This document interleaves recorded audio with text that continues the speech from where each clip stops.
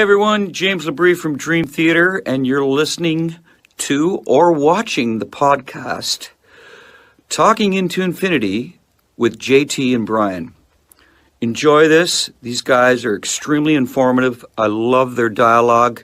I love their interpretation of the songs, who and what we are, what we were going after. They're very accurate in their interpretations and descriptions, and I just think this is a great show, and these guys are doing a stand-up stellar job. So once again, enjoy Talking Into Infinity with JT and Brian.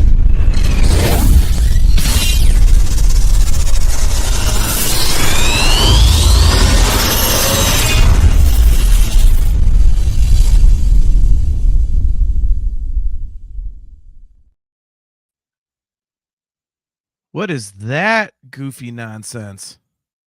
There we go. What's up, guys? Welcome to another episode of Talking Into Infinity, a Dream Theater-centric podcast. I am your host, John. We are live on Facebook, YouTube, talkingintoinfinity.com, the CMSnetwork.com, as well as the Rumble and locals pages of the CMS Network. We are at those locations every other Thursday at 7:30 p.m. Eastern Time. If you are not already subscribed and you're on YouTube, please make sure to hit that like button and the subscribe button and smash that notification bell so that you are notified every time we go live, especially the times when my brother sets up a goofy screen for me to not see until I go live with my other show. So without further ado, a gentleman who probably would have noticed that before we went live, he is, of course, the mighty Brian Hendrickson. What's up, man? What's going on? Yeah, there was something weird there. And then when I came on, we had the exact same background too. So I had to quick change mine.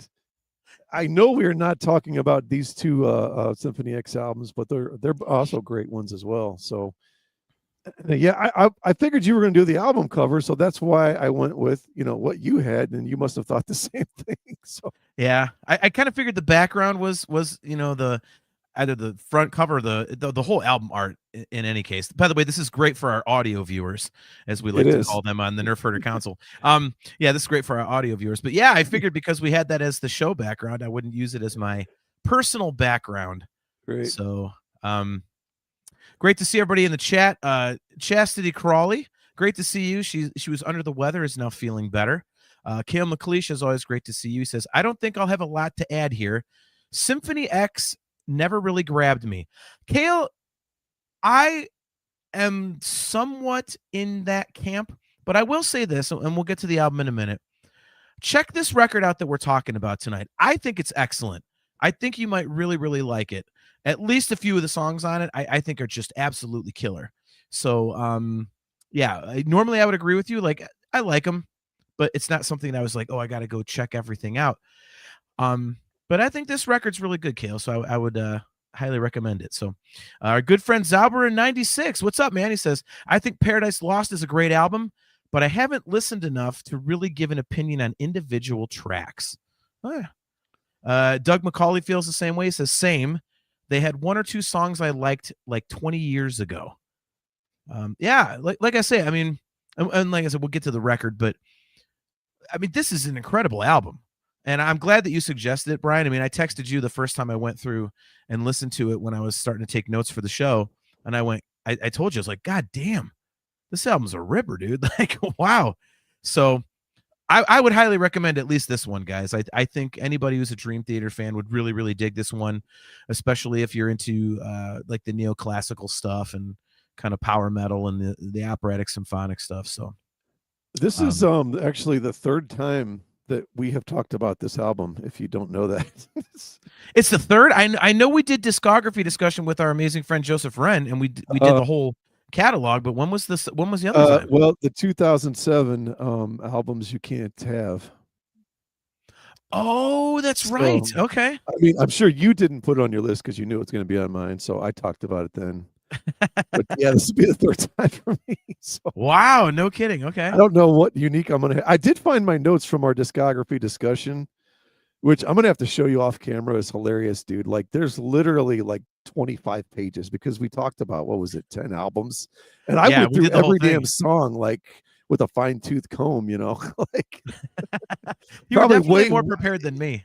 Yeah, I probably went way overkill on some of the early stuff, but I'm glad I did because I wasn't that familiar with it. And now most of it, other than the first album, I will go back to. But Yeah. it's the third time talking about this album.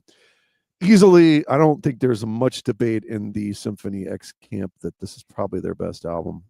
You might find a few dissenters, but I'm guessing the vast majority would say this is the best. Yeah, I looked up like rankings of the records, and this one was consistently at worst top 3, but usually top 2. And as you said, a lot of times it was at the absolute top of their catalog. And I think I would agree. One of the criticisms that I had when we did discography discussion was the fact that most of the earlier albums really kind of suffered from poor production. They're very thin. I was extremely critical of the keyboard sound. I don't think that should necessarily change too much on this record, unfortunately, but excellent playing. But the tonality of it is just, hey, check out my 1983 Casio type of stuff. But yeah, I think this record is like really where production wise they really kind of start kicking it into high gear and finally get that sort of more modern sounding production that gives some balls to what they do.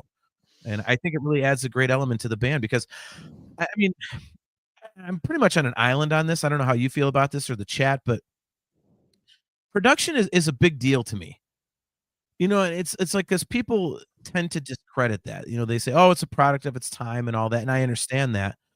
But for me, it's like when you go and listen to something, and this is probably an extreme example, but when you go listen to something like Kiss is Hotter Than Hell, you can't really say it's a product of its time. Like, it just sounds like shit. And there's a lot of these like 80s metal records that really are thin as hell. You go see them live and they're just ferocious. You hear the bass, you hear the drums and everything. But man, you go listen to the records and it's just tinny. And I think Symphony X was, a great example of that with most of their early records. I agree on the very first album. I thought was very thin. It also has the original singer, which I was never a fan of. I think it got way better, and I still kind of fall into a product of its time to some degree. It's not going to sound the same, but Hotter Than Hell, that's kind of well known for just sounding like crap for Right. whatever reaone. I don't know a band that had more money, starting to get more money than God at that point. I don't know why they couldn't have decent production on an album, but it's the Saint Anger, I guess, of the 70s. I don't know. Look at Kale. When Dreamin' Day Unite has entered the chat. Yeah, right. I got to tell you, Kale, I don't think that production is as bad as some of the stuff I could. If we made a list, that one, it's not great, like you say, but I think there's worse. And that's just personal preference, but I mean, you're not wrong. So there's definitely way worse. And they still had a major label at that point. Symphony X took forever to get onto, a quote major label, I guess you want to call it. So yeah. Look at all right, Brian, do you know all the Depeche Mode stuff? Because Doug McCauley says, don't knock the 83 Casio. I learned all the Depeche Mode stuff on that. I guarantee you none of that's on a Casio. Those are all Oberheims and Prophets. So well, there you go. Are they Prophets of War? Yeah, exactly. See what I did there? Look, Zauber, this is interesting. He says, sound is important. That's a big reason why I don't like some modern Dream Theater albums. This Symphony X album sounds totally fine. Zauber, put in the chat which of the modern Dream Theater records you don't like the production on. I don't think they've really had I don't like the guitar sound or the snare sound on the self-titled record, but I think other than that, man, I can't remember a Dream Theater record where I was like, yeah, this is screwy. Like, I mean, the guitar tone on Black Clouds was a little woody, I guess would be the term I would use. But other than that, I think it's all pretty good, man. I think they all sound a little different, Dream Theater, their albums. And I've sort of admired that, whereas Maiden, like, okay, we're stuck in this production rut that we kind of can't climb out of. I think we started with what No Prayer for the Dying almost. I don't know. Yeah. Go back that far. Like something happened, like Somewhere in Time was great, and Seventh Son, and then like I don't know exactly what happened to their production, but it just got, I don't even know if it got garagey and lost sort of like the bigness, I guess. It doesn't sound like a huge metal band, anymore to me. Sure. Okay. I don't know if you agree on that, but That's a whole nother episode, I think. Okay. But so Zauberer says he's talking about a dramatic turn of events. I think I would agree with you there. Dream Theater, I would agree with you there. The Astonishing and View from the Top of the World. I love the production on The Astonishing. I think it fits very well with the story and the overall vibe. And I think View was fine as well. So I think I would go with you on two of those, Zauberer, but I think the other two I would have to disagree. Real quick, our buddy Aaron Taft is checking in. I got to bring this up. He says, "Great album. My son and I are going to see them next Friday in Joliet. Joliet, Illinois is kind of a awesome city for me, Aaron. That's the city that I visited the night or the day after my very first out of town Dream Theater show on the 6 Degrees tour in 2002, and it is also the first time I had IHOP. So I'm a big fan of Joliet, and there's a huge record store there that we went shopping at, and it was badass. We found some cool stuff. So big fan of Joliet. Big fan. Yeah, of it's Joliet. like across the river from my old stomping ground, St. Louis. Really? Okay, I didn't know it was that close. Yeah, it's not that far. I'm trying to think. There was, I believe, a show I saw there. I'll have to try to think of this later. Yeah, it's a couple clubs there. I believe I saw a show or two at, but okay. At 49 and a half, my memory starts to fade a little bit. Nice. Well, I mean, that was 40 years ago. So exactly. Yeah. So Aaron, yeah, the reason we're talking about Symphony X tonight is because Brian and I are actually going to the Cleveland show a week from Saturday. So we're going to be seeing the night after the show you see. So I'm excited, man. It's like, I rarely get to go see bands that I would kind of go see, but on my own, I might not. And so when they announced the tour, you're like, dude, you want to go? I'm like, yeah, you know what? That'd be cool. Cause I know you're really into them. And it's not, I'm excited to see Sonata Arctica. I like some of their stuff. I'm not overly familiar with them again, but the stuff I've heard, I kind of like. So it's going to be fun, man. So, yeah, I'm looking forward to that, man. Yeah, it should be fun, man. You got some dream stuff coming up for you, man. You got Symphony X, the new Wolfgang's coming, and then we're gonna go see him live. You got a lot of cool stuff. Oh, and there's a little band called Dream Theater you're going to in Columbus. Yep, I'm going to Columbus with our good friend Wayne Joyner. I'll be in Columbus on Saturday, October 18th with him, checking out the show. So that'll be good. I'll have to do like a little video log or something. I'll try and go live after that show and whatnot. But look at this and we'll look Doug McCauley. I have to answer this. Does Cleveland actually in fact rock? Yes, Doug. I love Cleveland. I'm a total fan of my hometown. It's mellow, it's nice, but there's tons of great stuff to do, and it's a huge food town. So if you're into food, Cleveland's the place to go. That's why I'm fat. Because there's a lot of great food here. So yeah, so all right, so let's get into it, man. So we are talking about 2007's Paradise Lost, which, as you said, is basically considered by a good majority of the Symphony X fan base to be their best album. Outside of the fact that, that is a fact, why did you choose this Symphony X record for us to bring to the table as our first Symphony X deep dive? Well, I think it has the most orchestration, and there's 2 or 3 songs in here that really have a lot of Dream Theater type elements to me, man, where they're just massive orchestration, tons of changes, tons of great dynamics going on.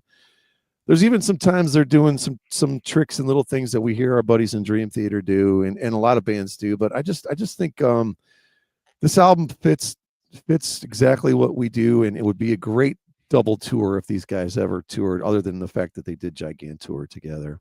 Yeah. And I put together a little before we get into the album here, just a couple little things about it. So we always like to go in and see who produced it. Well, this was basically Michael Romeo. I still don't know if it's Romeo or Romeo. I think it's Romeo. Programming, engineering, all the production, but the mixing, Jens Bogren. So here's some of the people he worked with. There's a tons of bands going back 2005. We don't have time to go through them all. I thought I'd pick the highlights. Our buddies in Haken, Fauna. Okay. We looked at that album before. Arch Enemy, Blood Dynasty. He mixed. That's a huge album from this year. I'm not like the biggest fan of them, but that's a giant album. One of my favorite power metal albums, Powerwolf, Sacrament of Sin. He basically did everything on that album. And our buddy at Bob at Two Bows, Opeth, Ghost Reveries. In 2008, Watershed, he was involved in those. Okay. And a guy that I don't think anyone's ever heard of, in 2022 came out with a little album called A Beautiful Shade of Gray. He mastered that by somebody named James LaBrie. No kidding. So isn't that a weird coincidence? You find stuff out when you're reading all this stuff you just never knew. Who knew if you read, you would find out facts. Yeah, it's interesting. So yeah, he mastered that. And the guy who actually mastered this album, a guy named Thomas Eberger, I guess, is so also involved with Opus, Amon Amarth, Amorphous.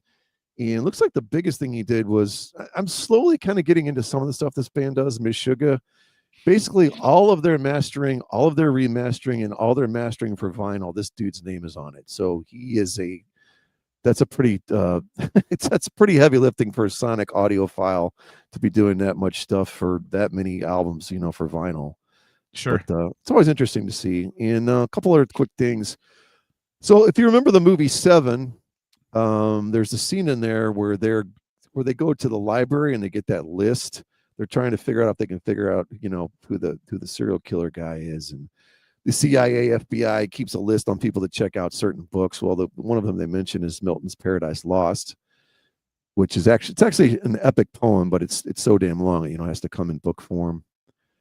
And I'll just give you the really quick AI overview of this. It's basically an epic. It recounts the biblical story of the fall of man, beginning with Satan's rebellion against God in heaven, his banishment to hell, and his subsequent seduction of Eve in the Garden of Eden to taste the forbidden fruit.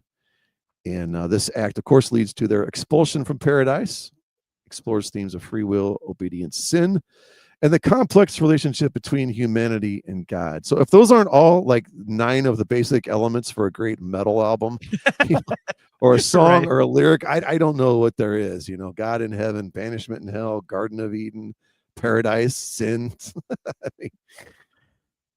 So yeah, you couldn't get anything better to, as far as your backdrop for starting to paint a picture of how we're going to make an album out of this. And some pretty deep stuff. I don't know if anyone's ever actually read this poem. Now, are you guys, so I know you're into like reading a lot. Do you ever get into the old classics? Like, have you ever read like the Odyssey or the Iliad or any of that stuff? I've read parts. Okay. I'll say as an adult. I was in honors American and honors both American and English honors literature when I was in high school, and Nice. we did have to do Beowulf and Canterbury Tales and part of the Odyssey and the Iliad and stuff like that. So yeah, I've read a little bit of Paradise Lost. Okay. I'm not overly familiar with it. I couldn't sit here and say, oh, I remember this, I remember that, like, right, because it was more an assignment than anything else. But I'm familiar with the general overview, the one you just provided. So have you read that stuff? No, I haven't. I remember like trying to get through Canterbury Tales. My God, I don't know how you got there. That's some of that stuff, man. It's just like the wording and it's challenging to get through. Like, I remember doing the Odyssey and getting through some of that and liking it, but it just, when you're like 16 and sophomore and you're doing this stuff in school, even if it is kind of a cool topic, it's like you want to be doing other stuff, Yeah. Look at Chastity. Chastity, you show off. She says, I read the Odyssey at 8. Nice. Nice. Zauber 96 says, so is this a concept album? They actually describe it as loosely a concept album. So I kind of think it is. I don't really think there's really like loosely. If you're kind of exploring the themes, to me, that's a concept record. So yeah. Kale McLeish, I listened to Odyssey on the Black Clouds and Silver Linings bonus disc a lot. Does that count? Nice. Well played. That's a deep cut there.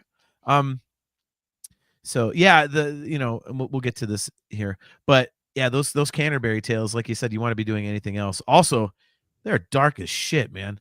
Some of that stuff is like really like you kind of they're children's stories, like, right? Okay, yeah. What the hell were those kids going through back then, man? God right. damn. So yeah. So all right, well, let's dig into this, man. So again, we are talking about 2007's Paradise Lost, Symphony X's potential magnum opus. I got a few notes right off the rip here that I kind of want to get to, and then we'll dig into the album track by track. I think right off the rip, for somebody who's not familiar with Symphony X very much, I think one of the things that Michael Romeo, whatever, Romo, obviously a beast of a guitar player. So that going in, he's just world famous for just being one of, the best metal / neoclassical / whatever guitar players that you've ever heard. But I think Russell Allen, the vocalist, is under the radar, which sucks because he is a fucking monster. So, that is one thing that will stand out on this album. He goes in and out of a melodic voice to a screaming power voice. His vocal control is just incredible. Just unbelievably incredible. And one of the things that I found interesting, and I think I have my dates right, the album, I think, has a distinct energy to it. And I'm wondering if that's because Michael Romeo actually, this was the first record that he did with his new signature model guitar at that time. Like, he had finally gotten like a signature model. And, I think we've seen this over other bands that we like. There's a certain juice that comes from, holy shit, look at this thing. And when you pick it up, you kind of just start going. And this album has that kind of energy to it. So I'm wondering if I'm correct in saying that. If I was ever to, talk to the guy, I would ask the question. But this album really is a guitar fest. And I'm thinking it's because he got this amazing instrument and it just inspired the shit out of him. And so I think when you combine that with the subject matter, as you said, it's like what better backdrop to write a metal record than, Paradise Lost and all those themes. I think it's like a perfect storm. So, and the other thing that I wanted to bring up, which is, you would know this better than I would, but I'm a big fan of key changes in songs when they're done properly. And I heard a lot of that on this record, and it was flawless. And I really, really liked how they did it. It was really, really cool. So I think one of the things that stood out to me about this album is that there's obviously the metal stuff, there's the prog stuff and all that, but there's some really super basic songwriting tropes that go on here that I don't think you necessarily hear in some other bands of their caliber. I think sometimes prog bands and thrash bands and stuff, they kind of shy away from the standard songwriting 101 type stuff. And I think a couple times on this record, Symphony X does that. And I thought it was really, really cool. So those are my initial notes. And if you would like to give some initial notes, fine. Otherwise, we'll just get right into the first track. No, I agree with pretty much everything you said, and I'll be echoing some of that and offering my own stuff. But yeah, let's just go ahead and go right into track one, Oculus Ex Inferni, which means the eye from hell, or eye from the inhabitants of hell, translated from Latin. So we did the episode last time. It was our favorite album openers, and somebody suggested Inferno, which is actually the lead-off track from their album The Odyssey. But the thing is, I can't believe I missed this one because, man, I don't know how the hell I missed this, because I love this. I have this song actually in a playlist I do for running, and it starts out, and this is the very first song. You talk about a song that gets you like motivating, wanting to move at your feet. It's like, so yeah, it's like, man, you start off, it's like, have you ever seen Game of Thrones? Are you a Game of Thrones guy? I have not, but I know where you're going with it, because I think we have similar notes on this one. Yeah. So we started the series 4 different times, my wife and I, and because we were always watching it whenever you would get that trial of HBO, all of a sudden, they're going to give it to you, for like 2 weeks or whatever. It shows up on some channel, back in the days of cable or whatever, right? But so we'd only be able to barely get through like a season or whatever, because it was still on demand. But so we bit the bullet a year ago. We finally got HBO. We are into the final season, and there is an episode called The Longest Night. And dude, there is more battles in here than Star Wars and Lord of the Rings movies combined. Right. And it's so dark, and it's The Longest Night. And no, it's not about like Sir Lancelot's wiener. It really has to do with the longest night of this battle. But if there's not a better song to set up this episode, like it took us like 75 hours of TV to get to this point, right? But oh my god, dude, this is like it's like a 75-minute or 82-minute episode of just, even if you've never seen an episode of Game of Thrones, if you can somehow just watch The Longest Night and watch these battles, it's just ridiculous. But yeah, man, I mean, just the orchestration in there. We've talked before about Dream Theater and Petrucci's ability to make stuff sound like a soundtrack. I mean, if this doesn't sound like a movie soundtrack, I don't know what does. Yeah, no, that's part of my notes.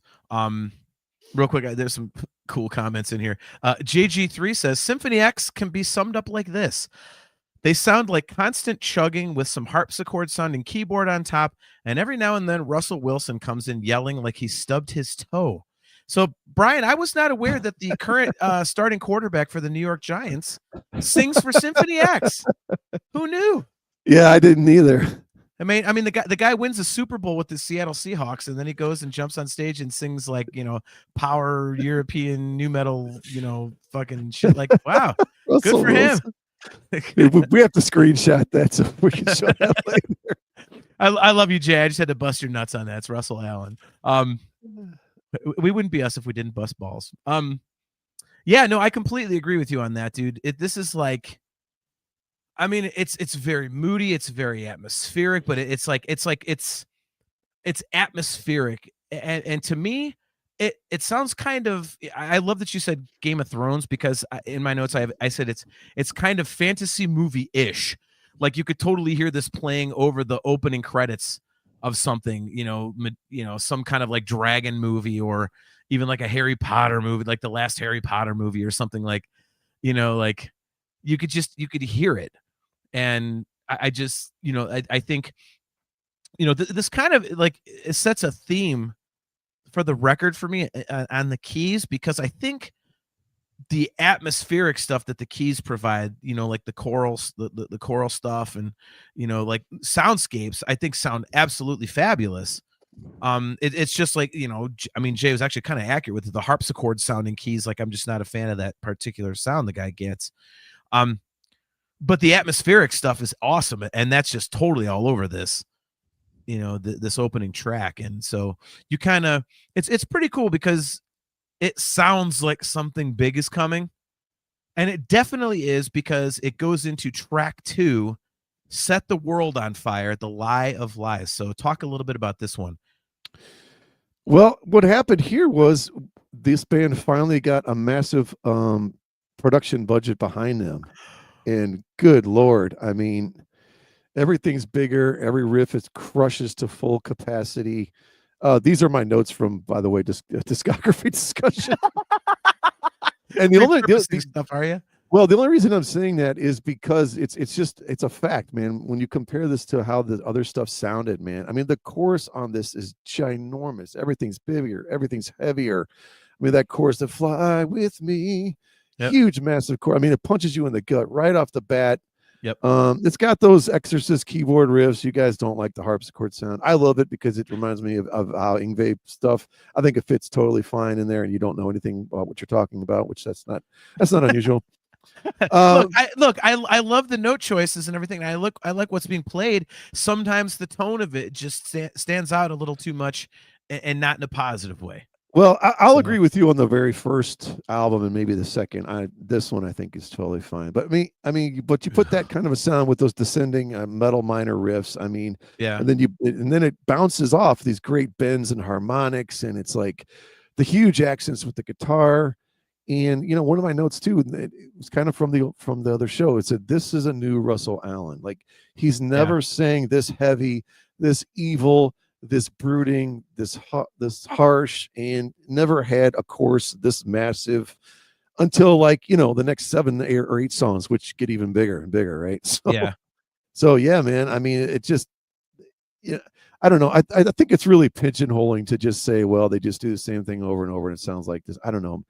To me, you're missing a ton here, but once people have their mind made up about certain things, it's impossible to change them. So I'm just telling you why I think it sounds great, and either you like it or you don't. No, I mean, look, you would know more than I would. I mean, number one, from a musicianship standpoint, I mean, you're a far better musician than I am, and also you're a keyboard player. So I mean, you're going to have that kind of predilection to, being into certain sounds more than somebody else might be. So I'm more of a casual listener, so I'm just telling you what I hear. I mean, I think you're coming at it from a little more technical aspect, and also you're into that style a little bit more than I am. So, and honestly, like the only band I really listen to with keys is Dream Theater, and Jordan changes it up so frequently, and he does a masterful job of blending to the song and the tonality and the emotion that, just hear this guy banging away on, let's call it the harpsichord for the rest of the episode. He just keeps doing that over and over again. It's like, all right, well, okay. It's like, I guess I would say it kind of sounds dated in the midst of material that isn't really dated, I guess, if I could phrase it that way. And I really hope I never meet this guy in person and he sees this, because he's going to kick my ass. But like, yeah, I mean, it's just a personal preference. So, but yeah, in terms of this song, I mean, this is just like, the first time I put the record on, I got to the intro track. I was like, well, this sounds cool. And then this one comes in and it's just, I mean, holy shit. I mean, talk about a kick-ass opening song. Like, talk about just a song that just goes. And I mean, it's got everything you would want. Like you said, the giant chorus. I mean, the riffs are just killer. I like the the verse riff, like that pull off thing. And again, I mentioned the key change. I mean, it's right here on display in the very first song. Like they do like a key change type of thing for the chorus. The guitar solo is just whew. And the end of the song, dude, that halftime thing they do is bad as fuck. So, I mean, this is just, for anybody in the chat or who's listening to this, on whatever platform, if you're not sold on Symphony X, I would say at least check this song out. And there's one other I would also suggest on this record as being like untouchably good. But yeah, this song is just fucking awesome. So, I mean, the album hooked me right off the bat on this one, I got to tell you. So I was like, yeah, thanks, Brian, for suggesting this. I can't wait to listen to the rest. So Doug McCauley. I love when John sings riffs. I mean, I got to get the point across somehow, right? I can't play guitar worth the shit, and I can't play the music itself because we'll get booted off of YouTube. So, got to do what I can, Doug. So, all right. So that is track 1, or excuse me, track 2. Sorry about that. Let's move on to track 3, Domination. Your thoughts? Yeah, man. Anytime you start out with a song on bass, I think it's cool. It's relentless riffing here again. The backing keys are much fatter with the choral sounds too. I love the piano breakdowns here, the musicality of all the solos. I spoke to this before. They have that chant thing going. It's like, hoo, hoo, with the accents, and like sounds like they're hitting iron or something. And it always reminds me of the Lord of the Rings, the orc armies building all their weapons. The Uruk-hai. Yeah. I mean, it's just, all that kind of stuff is good. And, I'm going to keep pushing back on the harpsichord thing because it's really not in very many songs. Most of this album is either piano, the Moog power synth doing solos, or those big, giant, fat, kind of choiry sounds and strings. There's also a little bit of Hammond. We'll get to that part too. Okay. But yeah, man, I mean, Domination, great song, man. I mean, just the riffing is just, I don't know, man. I just love all the riff. I would love to be able to play like just 5 seconds of any of these riffs on guitar. and I'm not a guitar player, so there's no way on a planet I ever possibly could. I could barely fart my way through Smoke on the Water, so it's not for lack of trying. I mean, I farted a lot, but oh my God. How about wait till I'm not taking a drink of something, you asshole? Sorry.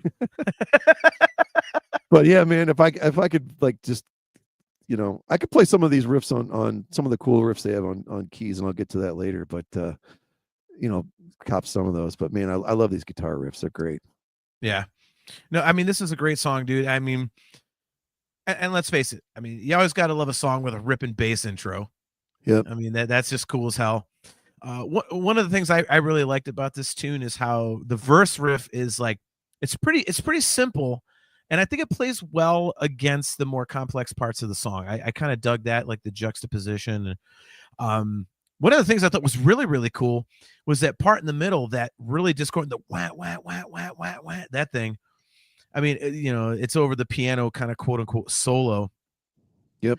It was interesting to me because it was like, it almost gets to the point where you're like, oh God, I get it.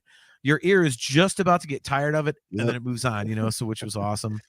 And I'm a huge fan of double bass drumming, and there's a ton of that going on in this song. So I really like that about it. I mean, again, it's a great song, and I mean, you're an intro track and 2 actual songs into the record, and you're already like, God damn, this is good. So awesome follow up to Set the World on Fire. So definitely big fan of this one too. I would say, and you and I talked about this off air, I think the first half of the record is stronger than the second, but that's not to take anything away from the second half. I just think the first half is so good that it's like, if you took the back half in a vacuum, I think people are like, oh my God, this is awesome. It's just the front half is just so goddamn good. So, all right. So we are moving on to the next track, which is track 4. It's one of my favorites on the record. We are talking about Serpent's Kiss. Yeah, kind of a greasy little bit of swing in this riff, isn't there? It's still metal as hell, but your hips sort of shake a little bit on this one. There's like a little bit of funk metal there. I don't know what you call it, but it's still one of those kind of pedaling type riffs that the guy can do in his sleep. I mean, he's a riff machine at this point, right? You already know what's going to be my favorite part of this song, right? That 2:45 mark. I have that huge symphonic breakdown with the strings, the evil choir in the background, and then you got the descending guitar riff. You add this guitar solo on top of that for the last time when you get out of that. I mean, I will have to say, though, for the end of the song, as much as I got on Dream Theater for Home with that similar to 46 and 2, this is kind of the poor man's version of that song about your last 40, maybe your last minute and a half or whatever. They're not doing the full riff, but it's a little bit similar there. It's minimal, but it's there. But I'm going to have to, I've got on Dream Theater before for that, so I'm going to have to get on Symphony X too, I guess. We're busting out a little bit of that Tool riff, I think. They don't finish it. It's kind of like half the riff, but it's still there, so I thought it was worth bringing up. But, man, I love the guitar riff on this. Yeah, this is definitely, I think you kind of nailed it. Like my very first note on this song is kick-ass groove on this one. I mean, yeah, it's definitely one of the things I like about this one and the song that's coming up next. It's they're a little bit more accessible so that you're not just getting smashed in the face with prog the entire time. Like, it's not tiring out your ear. It gives you a break. It gives you something a little bit more easy to digest, easy to latch onto. But it has all the great elements of the rest of the record. It's got that big chorus, but the big chorus ends with a Serpent's Kiss. Everything's big, and then Serpent's Kiss. Like, that's just fucking great. Like, going into that like slinky riff, like you talked about. It's a little bit more straightforward, but it's just, I mean, the song just rips. Like I said, I think it plays very, very well against the prior 2 songs, because if you want your speed and your prog and your metal and everything, that's cool. And this one is a little bit more of a rock vibe to me while still being metal.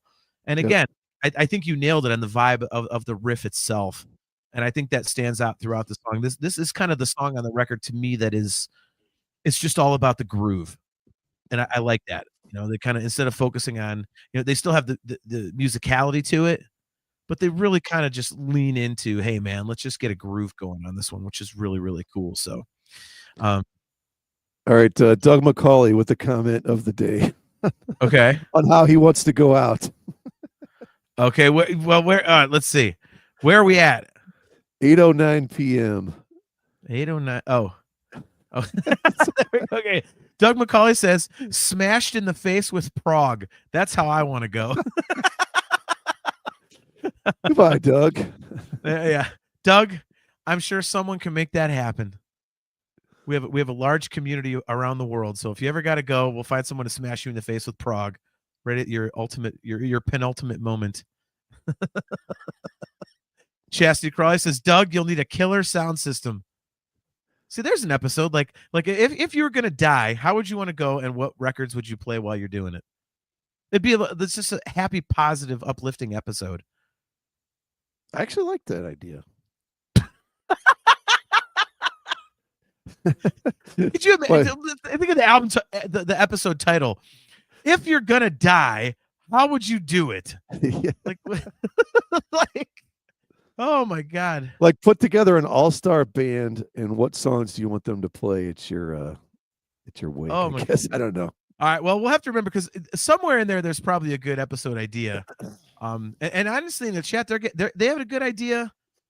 You know, they said, you know, they're talking about Jordan Rudess, and they're giving love to him for, you know, picking up the guitar and all the amazing stuff he does on keys and whatnot. And you know, I think it was JG3 suggested, hey, why don't you do like a Jordan Rudess appreciation episode? And then I think it was Chastity said, why don't we do, you know, an episode for each band member, like a Mike Portnoy appreciation episode? And you know what, dude, that wouldn't be too bad. I mean, what the hell? I mean, we're already pandering to Dream Theater. Like, why not just like, be like, let's do an episode for each. You know why this band member's fucking awesome? Here's why. I mean, why not? JG3, the only way to get those loud Russell Wilson screams. Yeah, but can he hit those Jim Zorn octaves, you know? Don't worry. If Russell Wilson fails on stage, he's always got Jameis Winston waiting in the wings. Oh my gosh. How many Seattle Seahawks ex-quarterbacks can we do? Dave Craig, anybody? Oh, Dave Craig. Yep, Dave Craig. Matt Hasselbeck. Yeah. Oh my! I should know this, because I used to really like the Seahawks as a kid because of their colors. We're not going to do an episode on this. Here's one. Give me credit for this one. You ready? Yes. Ready? Rick Mirer. Yep. Of Notre Dame University. He was anointed the Heisman candidate in his very first Notre Dame game and never did a whole lot. Yeah. All right. This thing is quickly devolving. Yes, not that it takes much for us. Doug McCauley says, do we count past members? Yes. We would have to do a Charlie episode, and we would have to do a Kevin Moore episode, and also Derek Sherinian. So there we go. JG3 the Darnold. Okay. So all right. I'm going to let you talk about this song for a minute in solo, and then I'm going to go solo, because we are getting into my favorite song on the record. We are talking about the title track, Paradise Lost. So give us your thoughts, man. All right. I'm going to rely on the chat to help me on this one, too. So I've been on record about this song before. I still get chills on this vocal performance mixed with the piano. We do not have a Ronnie James Dio anymore.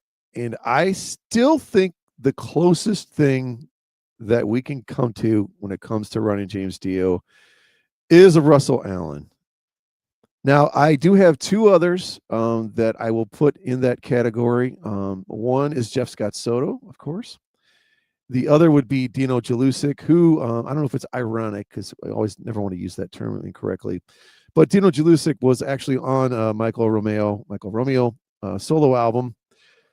Sings his ass off. Also was in, I believe it's Whom Gods Destroy. Another amazing singer. So I'm going to call out to anyone in the chat. Who do you think is the closest thing we have to Dio right now? And don't everyone answer at once. And if the answer is nobody, that's totally fine. Yes, John did go off to take a whiz. Anyway, I want everyone to contemplate that. Who do you think is the next Dio who can take that? Steve Stone. Okay, here we go. Steve Stone is the greatest vocalist of all time, and I will not hear anything to the contrary. It may have only been one Dream Theater show, but it's the most memorable. All right, I'm going to have to wait for John to come back to have his thoughts on that one. Yeah. I don't even know what he's talking about. Is this a joke? No, it's not. So, and Jay, if I'm incorrect in stating this, please. Kale can. Never mind. Stop. Kale can take Dio's place. We're good. Okay. Oh, there we go. All right. So Kale's gonna take Dio's place. I like it. All right. Yeah. So Steve Stone was about to be hired by the band, and they went and did a gig with him.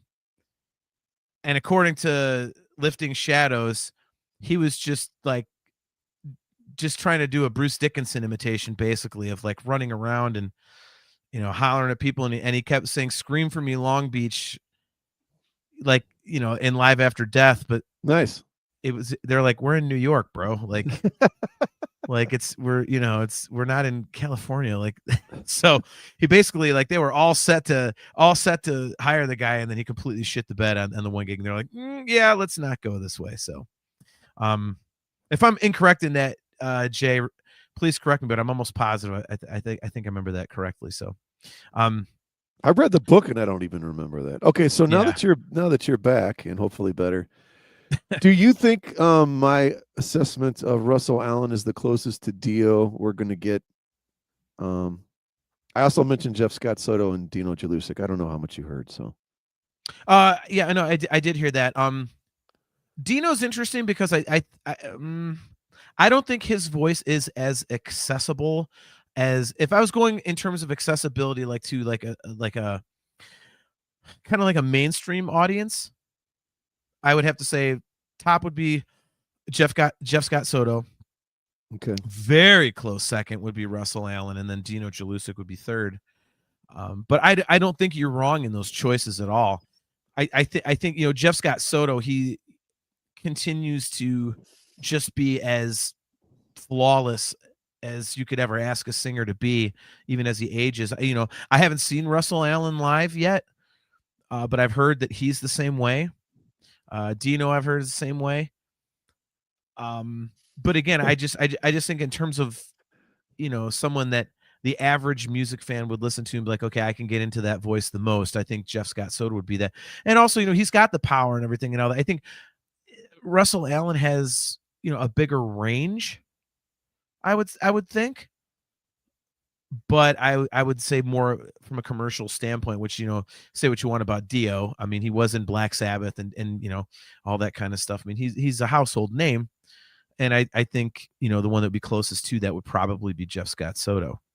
All right. So, wait a minute. Johan Alexandersson. Now, if anyone would know about a Swedish guy, I would be this dude, right? That's true. What's up, Johan? Good to see you. Yeah, he says there's a Swedish guy called Niels Patrick Johansson who sounds a lot like Dio. The band is called Astral Doors. All right. See, dude, I'm checking that out once we get off here. I got to write this down. Dude, this is why the show is awesome. Like, we host the show, but the people that watch it are so much more.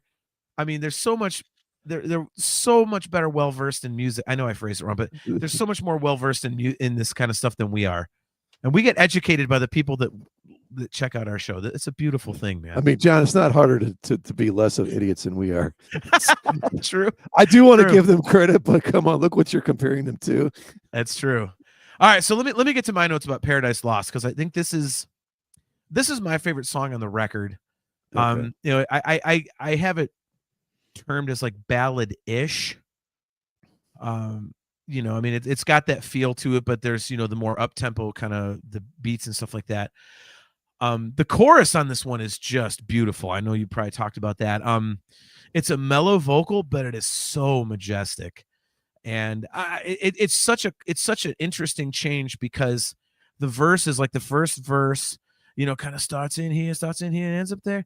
And then the second verse, it's like kind of like this build, but the chorus is stays down here in the mellow vibe, So I love how they do that. I mean, and again, like I said earlier, the use of a key change, after all the solos and stuff like that going into the song. I mean, that last chorus, they do it again. It's like, God damn, these guys are good at this. Yeah. So, I mean, the whole thing just has an awesome feel to it. And I think it's one of those songs that we talk about. It's only 6.5 minutes long or something. But at times, those songs of that length potentially can get to feeling like, okay, well, maybe you can trim some fat off. This one doesn't feel that way to me. It's one of those ones that it's a longer song, but it doesn't feel like it. And you're into it and you're so invested in it that it's just, you don't even think about the length. And so it's, I love this song. The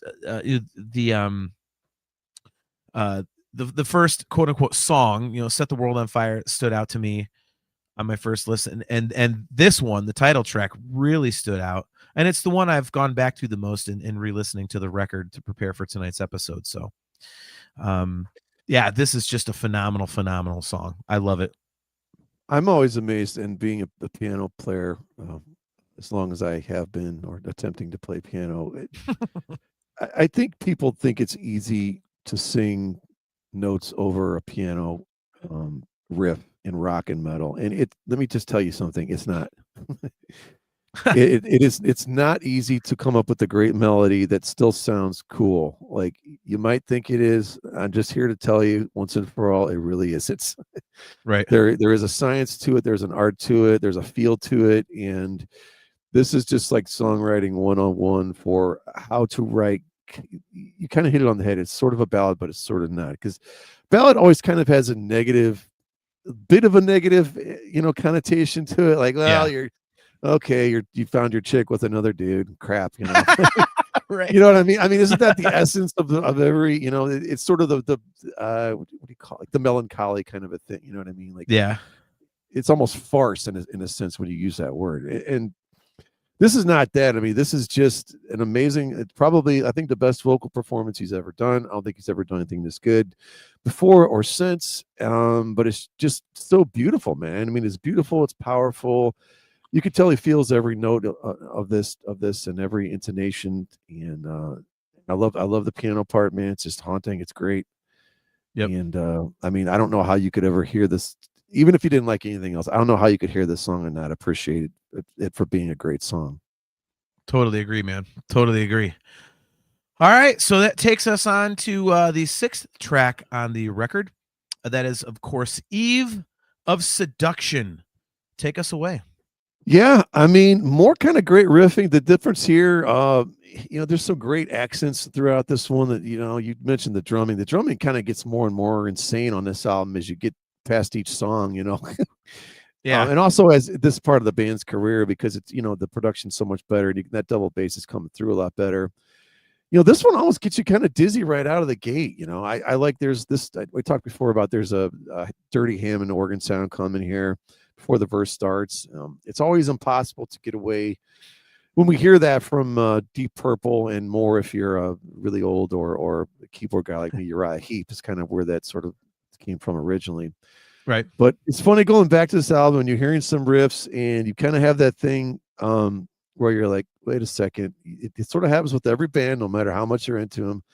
I think I might have heard this riff before. And you're like, there's a little parts in there and you're like, oh, that's in the title track from Iconoclast, right, which is coming in the future. So, but it happens for bands. It's not a big deal. I don't sit there and freak out about it too bad.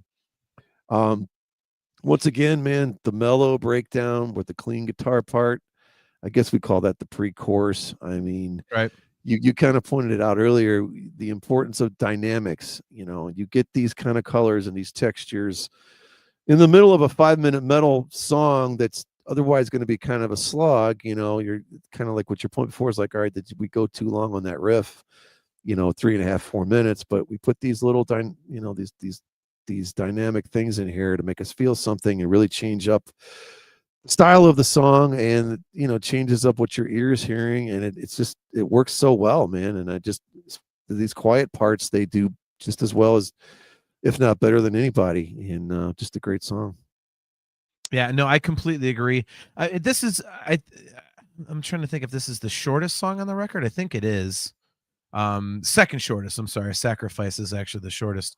Yeah. But I think this one is a great example of packing all of your style into one song, in a nice compact little package, which, your wife can tell people about a compact little package.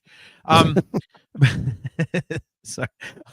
One of the things I love about this one, I love the tail, that main riff, that I'm a big fan of whittly stuff at the end of a cool, simple riff. It just, something about that always is just really interesting to me. It's like that combination of, we can be just guttural and simple, but we know how to play. So I really like that they did that kind of stuff. And I'm sure you're a big fan of the keyboard solo in the middle. Again, I think this is one of the songs where that tone actually fits pretty well. So on this one, I agree. That's a great tone for it. It's a great sound. yeah, I mean, this is just like it grooves really good. I think my favorite part of the song, outside of the tail, that main riff, that part in the guitar solo, I call it like a centipede part. That you know, like, and I got to look up like how you play that, because I just can't imagine that you're not just like literally just dragging your finger up and down, because I don't know how you actually I don't know. notes like that. But yeah, this one's a little more straightforward, but it touches on all the elements of the band, which I think is really cool. And again, it gets to the point. This is almost like a cliff notes of this record, and also of Symphony X as a band, which it was just pretty cool. So if we were going to do gateway songs for Symphony X, I think this might be kind of a good choice. I don't know how you feel about that, but that's kind of how I saw it. Yeah, I wouldn't disagree with that one. Speaking of what I might pick just slightly ahead of that, let's get to track number 7, which is funny because track number 8 is 7. Right? I was gonna say, threw me off when looking at it here. Actually, probably in my top 3 to 5 songs of their entire catalog, "The Walls of Babylon." Really? Okay. And I'm sure you love the beginning of this because it's the Middle Eastern intro, right? Which I did never realize you hated until last episode. So, I didn't actually notice that about this one. So yeah, I love those big ominous chants that come in right after the riff. I have no idea what they're saying. It's kind of that so like sort of like that Omen kind of stuff. But I'm assuming it's got to be something in Latin again. Obviously, there's a great keyboard solo in here. The coolest thing about this song, and sometimes that's bad, but it's almost reminds you of Dream Theater. We got 3.5 minutes almost before we get to any vocals. Yes, but man, it's worth the wait, and there's no notes out of place here. I don't get tired of anything they're doing instrumentally. Like I said, the great keyboard solo in here. I think the keyboard solos are the sounds on this song are a lot thicker and stand out more. I don't know if you picked up on that, but maybe if you go back and listen, you probably will. Man, he goes into a new gear on some of these vocals. Like, where did that come? Some of the operatic metal kind of singing. That's not exactly his thing. But he goes there a couple times. Like, well, where did this come from? But my only complaint, this is an 8-minute song, and we only get to hear that killer chorus 2 times, man. That brings with a huge chord, the choir and everything, the strings, the gang vocals, and Alan and the keyboards. And it's just like it's the biggest freaking metal chorus you could possibly ever get, man. And we only get 2 times of it, basically. Right. So that's my only complaint on this song. Yeah, I mean, probably my second favorite song. I'll give Paradise. Probably Paradise Lost a slight number 1, but this has always been. In fact, when I first got this album, this was my first song, my first favorite song, and then the more I just listened to it and listened to Paradise Lost, that slowly took it over. But I love this tune. Yeah, no, this is definitely a great song. This is one of the 2 quote unquote epics. It's between 8 and 9 minutes long. This to me is a down picking riff fest. It's, for, people who play guitar backwards, it's a right-handed, thing.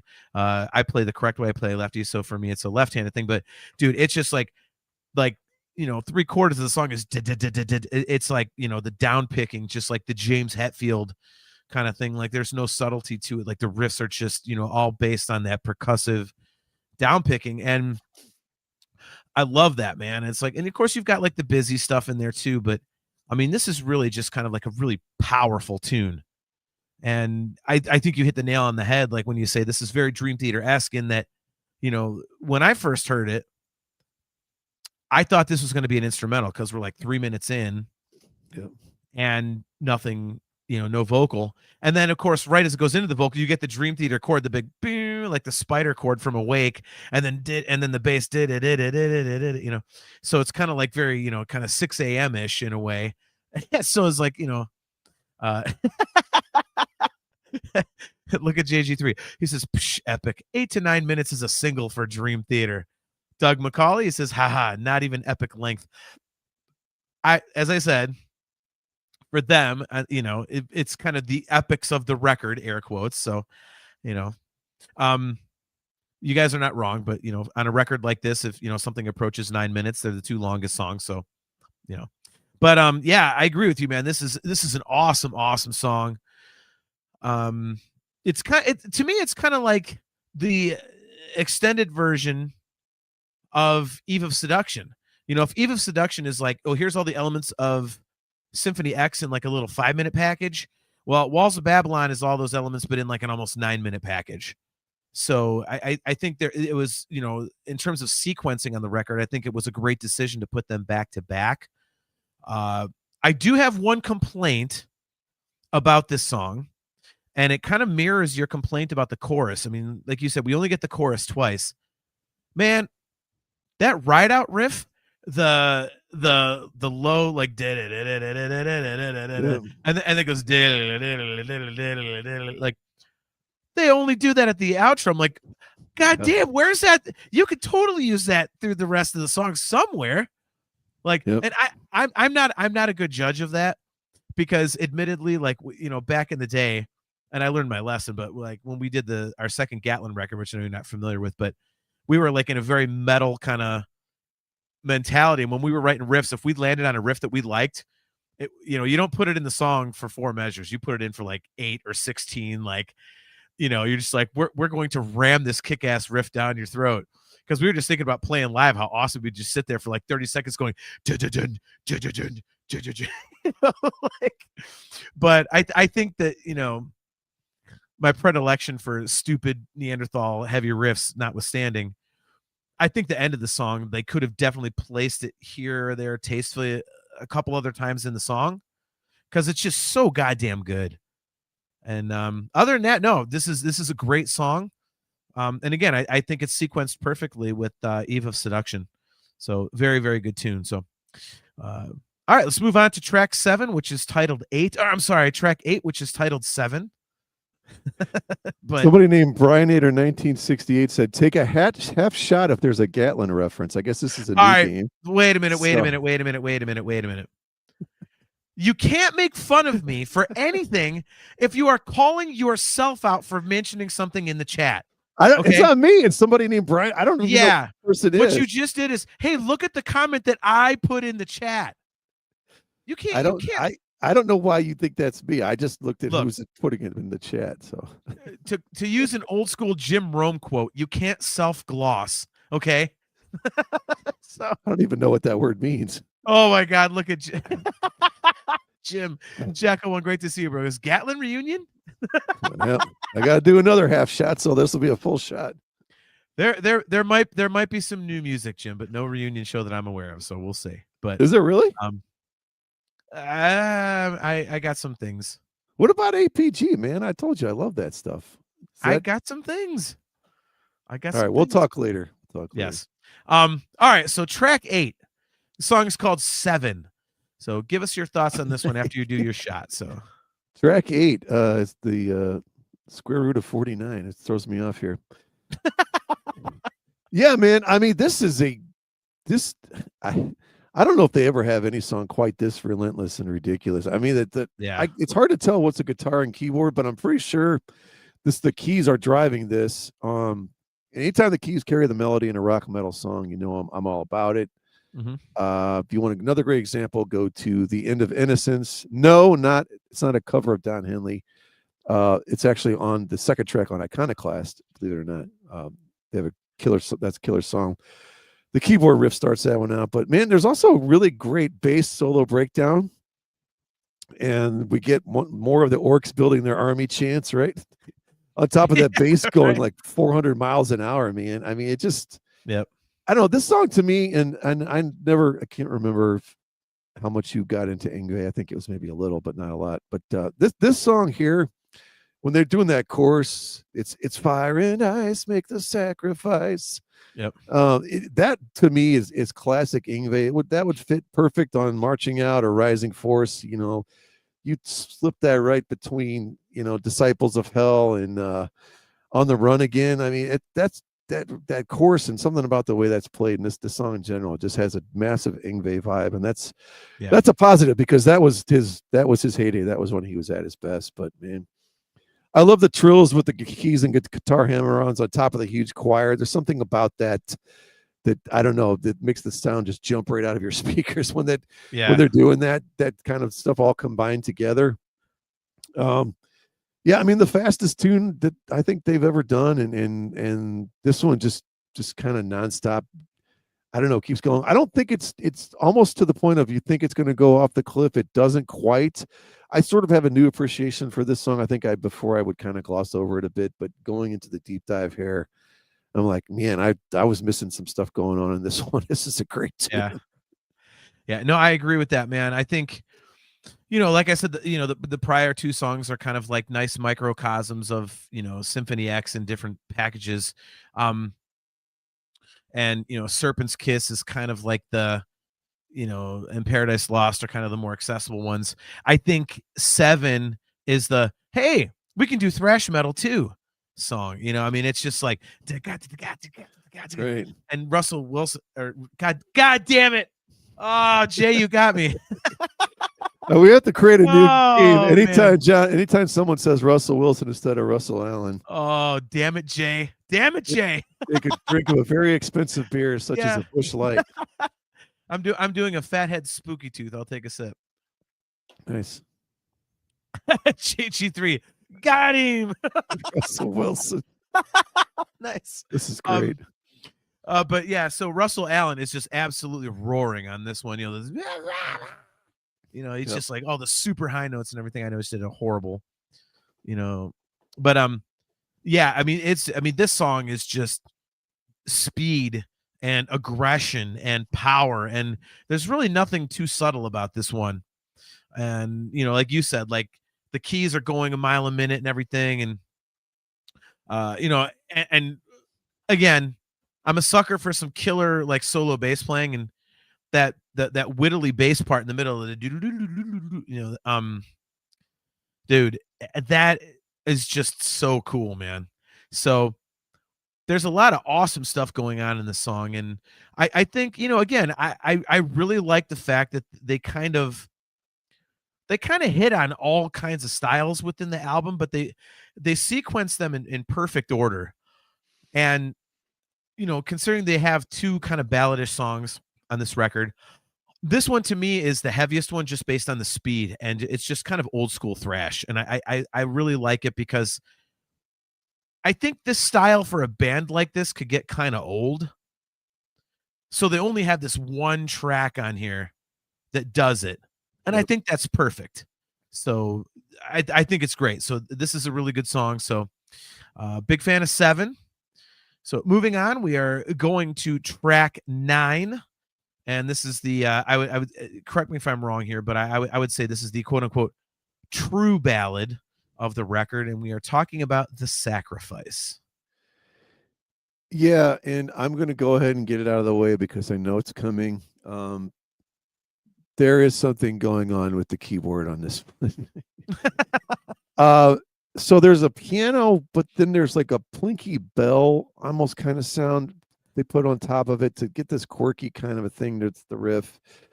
And I'm going to go on record as saying I'm not much of a fan of it. I think it's, as much as I love this album, I think it's probably the one kind of the weak point. 100%.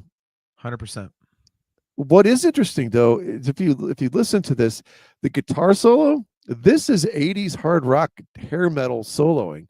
This has nothing to do with neoclassical metal soloing at all, which I think is kind of interesting because there's not one other thing on the album that's played in this kind of a style. Yeah. And I'm fine with it. I just thought it was just kind of interesting because you sort of have the quirky keyboard sound and you have this interesting, like, oh, they do the solo on this one. It's kind of like, what haven't we done yet? Well, let's throw in an acoustic guitar snippet to write out the last 30 seconds, which I'm fine with that. I mean, I always think that sounds cool, and he does it great, the way he picks out those classical guitar riffs. Again, I think it's probably the weakest song on the album. There's always got to be one. I don't know where you should put this on the album. I guess it's probably better putting it almost at the end, so you're like, okay, well, let me skip this and get to the last song, which I think is amazing. We'll get to that in a minute. But I think if you put this in the middle, I don't think it's good, and I think if you put it early, it's not good. Yeah. So putting this right here probably makes the most sense. But yeah, you're probably going to tear this song a new one, or not be a big fan of it. I'll just say that. Yeah, I think this is, the weak spot for me as well. The way that I would describe this in terms of the sequencing, I'm glad you brought this up because I kind of thought the same thing. And hopefully Chastity is still listening, so she can back me up on this. I'm not being sexist. I'm just stating a fact. Back in the day, when women's wrestling started to become a big thing in WWF, like with like the Attitude Era and all this stuff, what they used to do is they would have in like the main pay-per-views, the match before the main event was a women's match. And I mean, they're on record as saying like they would literally put that on as like, okay, the main event's coming. Like now you guys can take a break, take a piss. You've gotten through like the meat of the pay-per-view, go take a piss. And then after this, we're going to get to the main event. And I mean, that's just what they did. Sexist as it was, that's what happened. And that's kind of what this song feels like. It's like all right, well, where else are we going to put it? Well, we like the song, so it's got to be on the record. Yeah, we'll put it right before the final track, which we'll get to, which is awesome. And so I agree with you. It is the weak point. I mean, that being said, it still is a strong song. I used the word juxtaposition earlier with another one of the tunes, and I think this song has a great example of it, maybe the best on the record, at least in terms of, being interesting to the ear. It's mellow throughout, it's a ballad throughout, but even over like the quiet parts, Russell Allen's kind of in his power screaming voice, you know what I mean? Which is kind of an interesting choice. So even that kind of, you're like, no, okay, that's interesting. They didn't just do they didn't pull what the hell's the song on Diary of a Madman? Oh, Tonight. I mean, that song is just shit. And you're just like, what the hell is this? But with this one, it could have easily gone that way. If he's singing all mellow like this, you're like, no, then right. But instead, it's got the balls to it, so you're still kind of like engaged. And another cool key change, I do have to say. And like you said, it's like an 80s kind of power rock, guitar solo. So there are things, that to like about it, but it also is, it's the weakest track on the record. And that being said, it does set up, JG3. Okay. He says, whoa, let's play back the tape. What song is shit? I was talking about the song Tonight off of Diary of a Madman, the second Ozzy Osbourne solo record. Don't even debate me on that, Jay. That song is crap. It's not good. The rest of the record is amazing. It's my second favorite Ozzy Osbourne record, and it's only second by a hair to Ultimate Sin. But Tonight is just not a good song. Yeah, see, there we go. I will say real quick before we get to the last song, I think my biggest complaint is I just don't hear a great hook or a great melody on this one vocally. Yeah. So that's what, and then combined with that little keyboard thing, just but again, yeah. you were a lot kinder on it than I thought you'd be. So no, I mean, it's fine. JG3 says, I thought you said the title track. No, JG3, the title track of Diary of a Madman is one of the single most underrated songs in music history to me. I fucking love that song. It's actually a dream song of mine to sing on stage at some point. How the hell I would ever get any band to pull that off, I don't know, because no one's going to take the time to learn it. But good luck. Yeah. So real quick before we get to the last one, Mount Hood 91 is checking in. Good to see you. He says, I just saw Symphony X 2 nights ago. To be honest, best performance I can remember. Ridiculous live, and was in a hot and packed to the brim little venue in Portland. I don't know why they didn't move. It was crazy. He said, maybe, let me pull this up again here. maybe even added to the amazingness because they were in our face and the vibe was wild, being so hot and way too packed in. Russell had to comment about it multiple times. He loved it. He said also, nice. He said also was pounding huge Modelo's. So there you go. Nice. Yeah, I had Mount Hood, man. Great to see you again. Brian, that's actually one of the things that I'm kind of most excited, to see about the show we're going to, is that it is, first of all, it's both of our first time in this new venue. It's a new place in Cleveland. My stepson's been there and said it's a really cool vibe, but you and I have never been there, so it's a new place for us to see a show. But it is like more intimate. It's you're kind of in their faces, and I mean I think it holds on that floor like 900 to 1,000 or something, and so it's going to be really kind of like an in-your-face show, and especially with this type of music, I'm pumped up, man, because it's going to be intense. So. Yeah, man. I mean, this is one of those bands that doesn't come around that often. The famously the COVID canceled their one tour. Yeah. So it took almost 3 years later to finally get to see that, and I'm just not missing them when they come here if I can help it for the most part. So. Right. So Kale, he's chiming in. He says, John, if you can convince a guitarist and bassist, I'll drum it when I come to America eventually. I'm in, man. Brian's going to play the keys. All right. So we've got drums, keys, and vocals. We need a guitar player and a bass player to pull off Diary of a Madman. This should be one of those covers we should do over the internet, like just file trade. That would be hilarious. All right. So back on topic. We are at the closing track of Paradise Lost. Of course, we are talking about Revelation Divus Pene Ex Tragedia. Which, Brian, your thoughts? Translated is Divine Wings of Tragedy, loosely, right? I think so, yes. Yes. Oh, man. The guitars on this are crazy. I like they're constantly doing things behind the main riff. So I don't know when they play live, when they played this song live, it's got to be missing a ton of stuff. So. Right. Or there's just missing the main riff doing the guitar. Great orchestration on this one. A big massive ending, and I'll get to that in a second here. But the best thing about this song, we get every vocal style Alan can do in this one, man. Yeah. I mean, the mellow, the shred, the Dio, the rock, the metal. I love the pianos followed by those big guitar metal accents right before they kind of ride out the main riff. It's early on. You get the two solos, the synth and the guitar.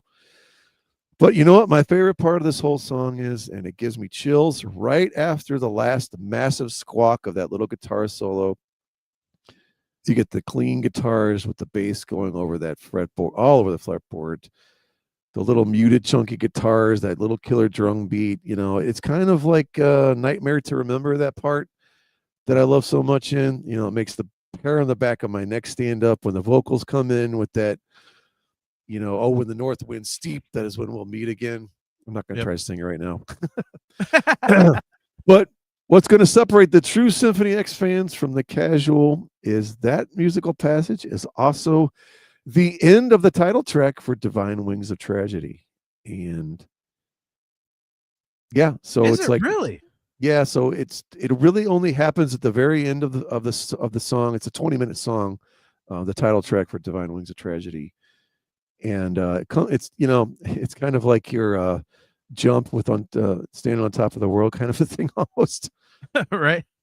So I guess this is supposed to possibly be the prequel to Divine Wings of Tragedy in terms of subject matter in a song, but I'm not smart enough to dive into and figure all that out. But I do know for a fact it's the exact same basically riff and musical little deal that they're doing there. Yeah, man. I mean, I really like the ending the way this does, and especially the way his vocals kind of go at the very end there. I don't know, man. They're just so killer.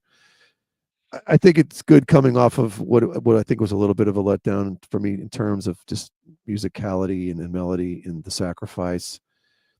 9:17, I don't know that it feels that long. Maybe to some people it do, because at this point we're at a 61-minute album, right? And that's pretty hard for a lot of people to do, even for prog people. But yeah, I mean, just a great ending to a great album. I completely agree, man. My first impression of this song was that it's basically the learning to live. You know, what learning to live is to images and words. Revelation is to Paradise Lost.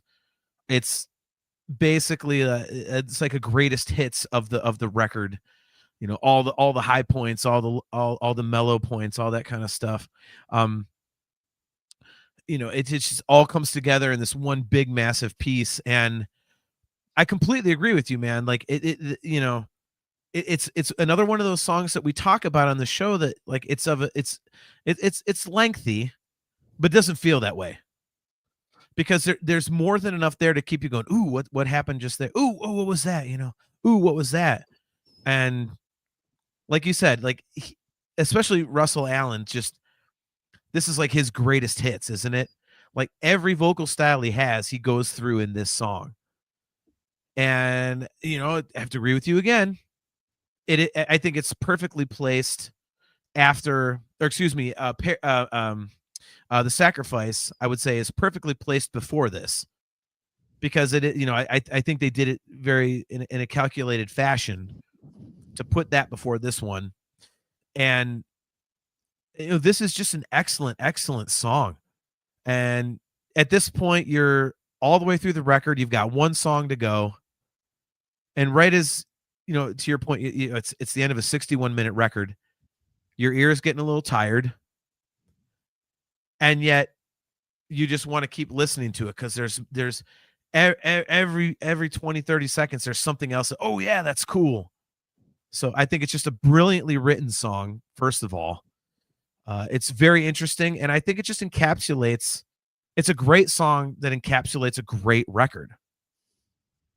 And I'm glad you mentioned the end of the song being, you know, part of, you know, Divine Wings of Tragedy. Did I get that name right? Yep. Because I was listening to it, I was like, it sounds kind of like the opening track of this record, but I don't know if it is. So, but it sounded like it referenced back to something else, kind of like, you know, Dream Theater did on a bunch of their records, where one record would end with something to start with the other. So,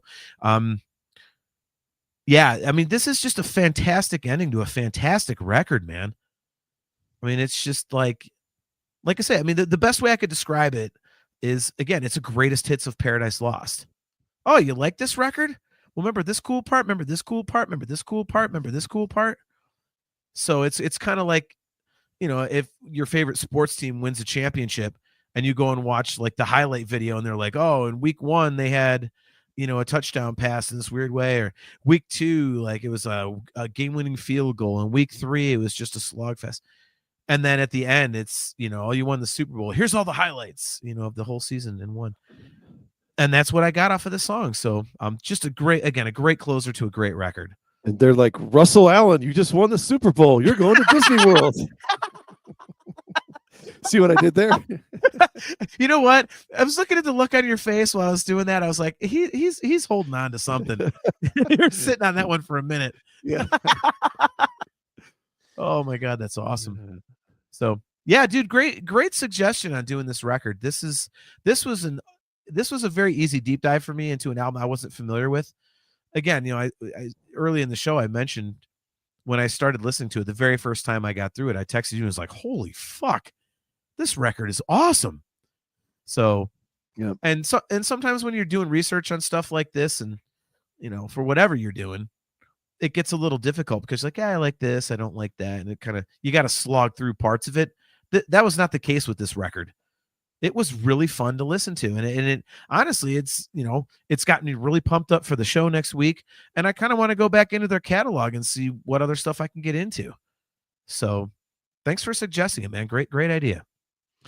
Yeah, I'm glad we did. I think it really fits, you know, like I said, there's a few in here that really have Dream Theater type passages and orchestration. Yep. and you know, technical prowess. And you know, I don't maybe, you know, if we have 2 or 3 people that download this and go, man, I'm going to go check this album out, then that's 2 or 3 more than we had before, you know? So yeah, right. Yeah. And like I said earlier, man, you know, several people in the chat mentioned that, yeah, I'm a casual fan, or I don't really listen to them. And Kale said, he's like, all right, sell me on this. So hopefully we did, because I mean, it really is a great listen. I mean, you're a Symphony X fan. I'm not a fan. Not saying I don't like them, but I don't listen to them. This again, this record makes me kind of want to listen to more of their stuff. So, yeah, awesome suggestion. Before we get out of here, a couple quick things. I know you have an announcement to make.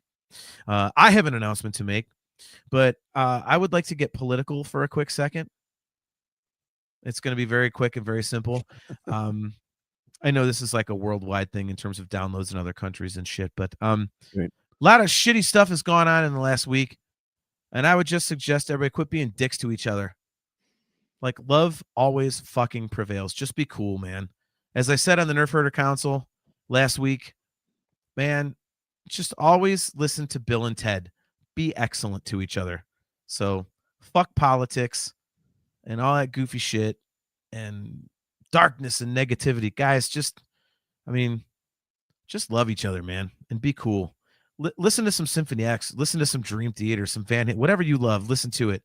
And, do what I do. Hang out with your grandson who's fucking kick ass, hang out on a podcast with your best friend like I do. Like, just again, be excellent to each other. Okay, I'm done being political. All right, so you have an announcement, and then we'll get to my announcement, and then we will jump out of here, man. I'll piggyback on that real quick. So my brother's a music teacher, and every year when he gets a new group of students, he tries to find something to inspire them. And if you get a chance, love you too, Doug. If you get a chance, go online and look at the Steve Carell Northwestern graduation speech. First of all, it's hilarious, but it's like at the very end, he's just like, above all anything else, be nice. Like, yeah, that's basically what he said. I mean, he has all these hilarious one-liners, of course, because it's Steve Carell, and I think he went to school there at one point or something. But like you said, it's just be nice, So. Right, dude. It's so easy to do, isn't it? Like, yeah. I mean, come on, man. Like, I don't know.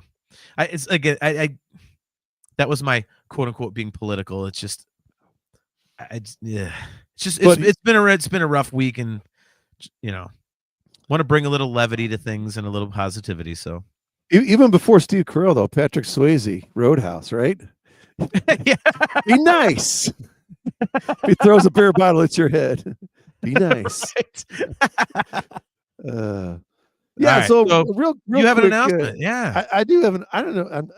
I feel weird saying this as an announcement. Yeah. So I have chosen to. I'm not leaving the show. Unfortunately, I'll still be here. So you guys. Why you gotta say that? Yeah. Yeah, I'll still be here for everyone to kick around. I am embarking on another podcast, but I'm not disembarking this one. So yeah, I'm going to be hooking up with a friend of mine, Bob Hurd from the Two Bobs. We do not have the exact. He's been on the show. Remember, we've had Bob on here. So yeah, Bob's been on. He's also been in the chat plenty of times, and he's been on the show. Yeah, so Two Bobcasts. Go check those guys out. They do bands A to Z through the alphabet, so they kind of cover all styles, mostly hard rock and metal, but they do a lot of some 70s bands too. Anyway, we are going to embark on a podcast that's almost strictly going to be dealing with newer kind of bands, newer releases, stuff that's kind of off the radar.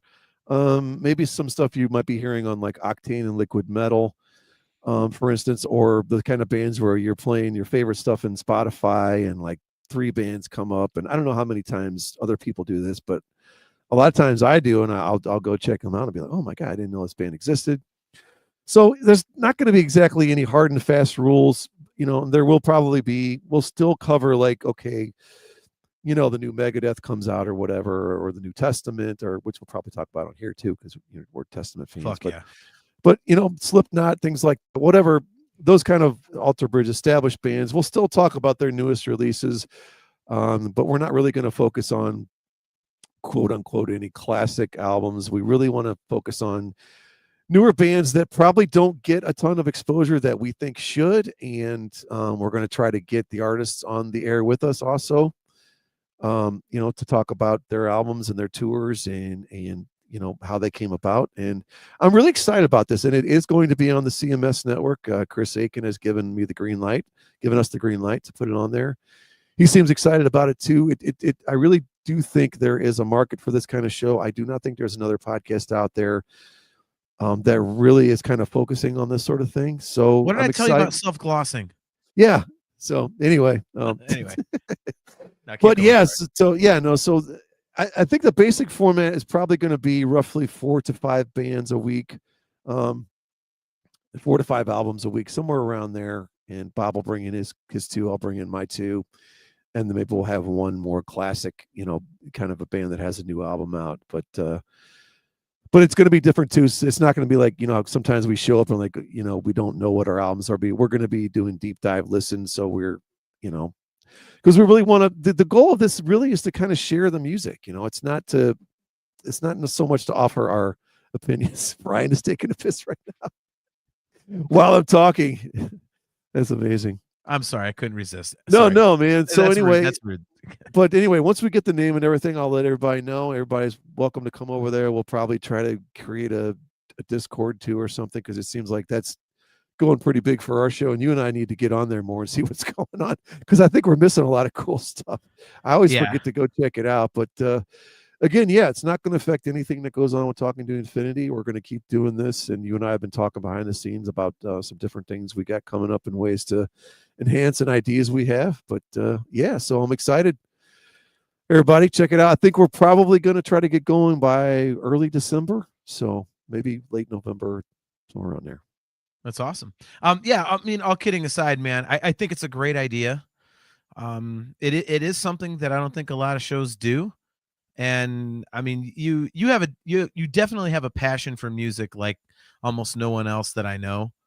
And I think that's really going to come across. And Herd is great at what he does as well, and he likes the same kind of thing. So I think it's going to be good. So I'm excited to watch it, to be honest with you, because I don't listen to new stuff.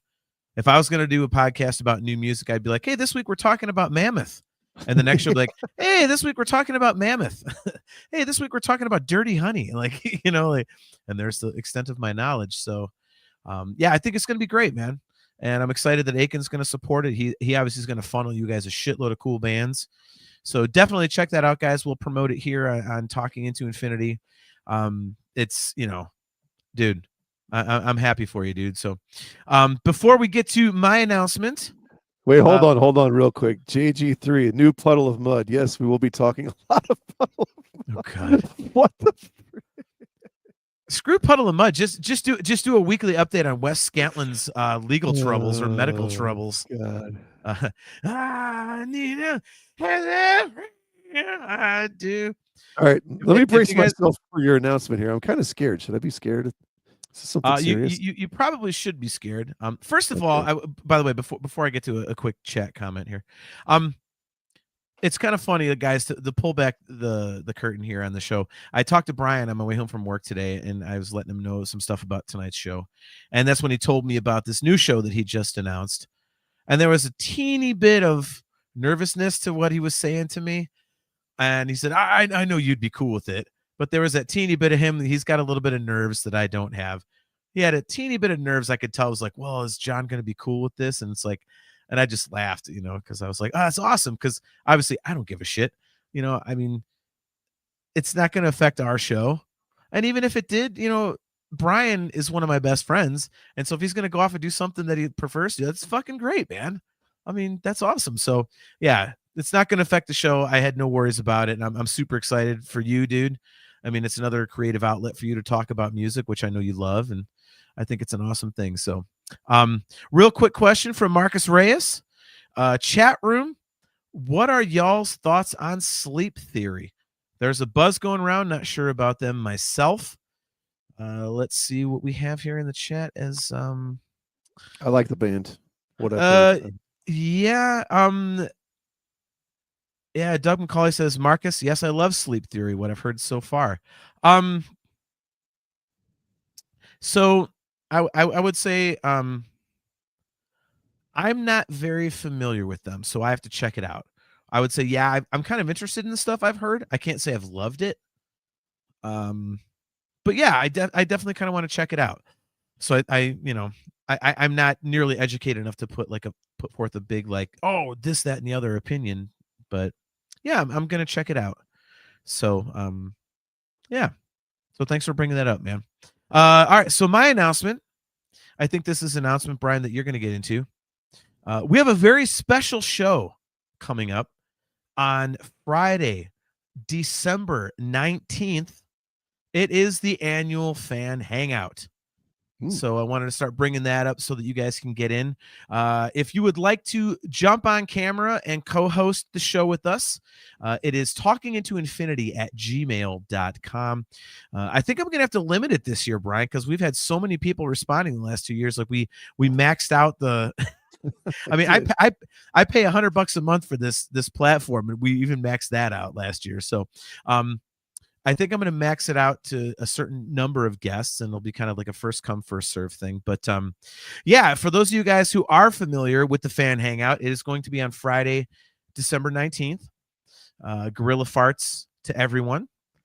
As Chastity would call it, it is drinking into infinity. Last year's show was 5.5 hours long, so hopefully we don't go that long, but you never know. But yeah, for those of you guys who are not familiar with the annual fan hangout, I think this is our 5th one now, Brian. It's either the 4th or the 5th one. Did we do one? Did we do one year one? I feel like we did. Yeah, that was. Yeah.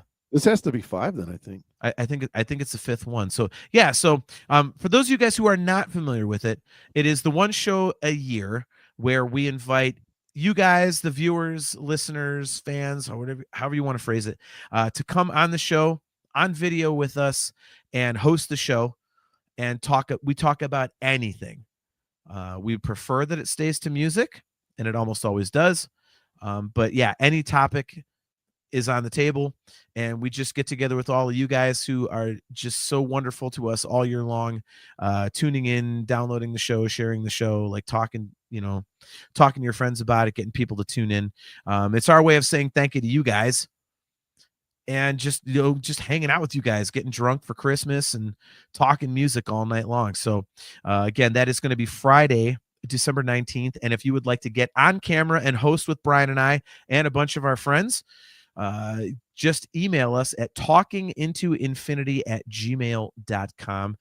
This year, I think we might have to set it at 8, Brian, because the max on the screen I think is 10.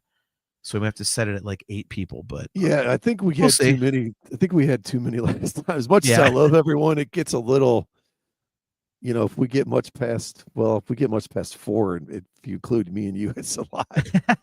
It gets difficult to moderate, but but you know what, dude, you know what it is? Like I said, it's getting drunk at Christmas and talking music, and if it gets a little messy, it gets a little messy. So yeah, so that'll be Friday, December 19th. Same start time, 7:30 p.m. Again, email us at talkingintoinfinity@gmail.com if you would like to jump on camera and take part and co-host the show. And yeah, Brian, before we get out of here, thanks again for suggesting Symphony X. This was an awesome album. It's got me totally juiced for the show next week. And before we go, thank you very much for getting my ticket, man. I really appreciate it. Very, very generous of you to pick up my ticket for next week. So you got the ticket. I got the beers. So very, very, very, very much looking forward to hanging out with you next Saturday and checking out some kick-ass prog metal, man. So thank you very much. Yeah. And to all you guys in the chat, man, awesome to see you all. Obviously, Chastity and Kale, Mount Hood, Aaron Taft, Marcus Reyes, Doug McCauley, JG3, Tim Morgan, all you guys, man, thank you so very much for tuning in. We will be right back here in 2 weeks. I'm always bad at the dates, and since we are on the 18th, it would be, I believe, October 1st, if I'm not mistaken. Let's make sure here. No, October 2nd would be the date. So we'll be right back here on Thursday, October 2nd. At 7:30 p.m. Eastern time. Again, guys, if you're watching on YouTube and have not done so already, please click the like button, click the subscribe button, and hit that notification bell so that you are notified every time we go live. And again, guys, we'll see you in 2 weeks. For my co-host, Brian, I am John, And let's double up the ending here. Carpe diem. And guys, be excellent to each other. See ya.